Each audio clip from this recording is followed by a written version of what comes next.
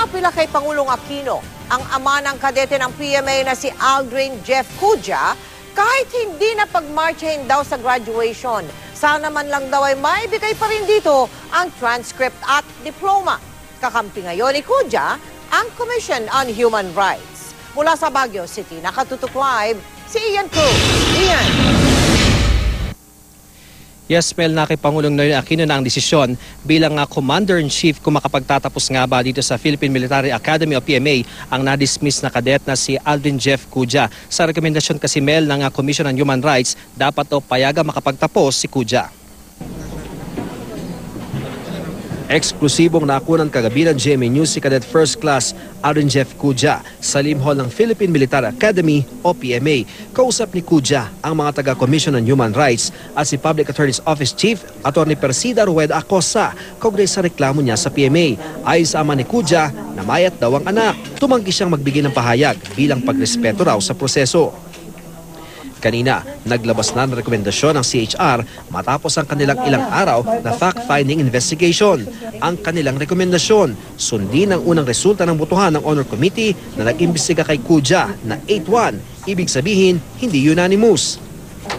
Kaya alinsunod daw sa patakaran ng Academy, dapat ang hatol kay Cudja not guilty. Nais din ng CHR na ibalik ang mga karapatan ni Cudja at payagan siyang magmarcha sa Linggo. There was a violation of the right to due process of Cadet Cudja, and there was an utter disregard of the written processes of the Honor Committee. Ang ama ni Cudja, kahit diploma at transcript na lang ang makuha ng anak, kahit hindi na raw magmarcha. Pangulo, at ang dalangin po namin siya ilaging laman ng aming panalangin na siya bigyan ng lakas ng pangangatawan at ng lakas po ng kanyang espiritu na mabigyan po siya ng Solomon sa wisdom upang magamit po niya sa tamang pagdedesisyon. Ito ang Fajardo Grandstand sa tapat ng Borromeo Field kung saan nga ginagawa ang taunang graduation rites ng Philippine Military Academy.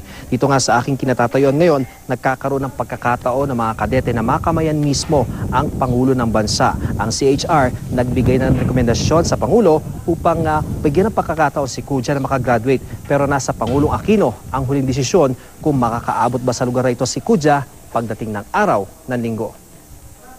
Ang Malacanang, sinabing pinag-aaralan pa ng Pangulo ang kaso ni Cudja pero wala pa raw itong desisyon. Pero lumalabas na kahit panigan si Cudja sa issue ng botohan sa Honor Committee, may posibilidad pa rin umanong hindi ito makagraduate sa Linggo. Sabi ng PMA, kulang pa rin daw si Cudja sa ibang requirements para makagraduate. I am not sure of the possibility because there is one requirement that Cadet Cudja was not able to comply, and that is his OJT.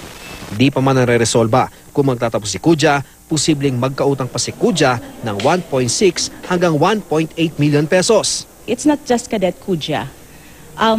Remember that he is a government scholar at alam natin sa kabuuan in our government, we have a policy na kapag government scholar ka, kapag hindi mo na-comply ang kailangan sa scholarship mo, required ka na ibalik yung iginasto ng gobyerno sa'yo. Ay, wala pong batas na magsosoli. Bakit susoli? Hindi naman yan ninakaw. Yung mga nagnakaw ng pera ng bayan, dapat magsoli. Pero yung pinaaral ni Juan de la Cruz, hindi magsosoli. Ang isosoli la, public service.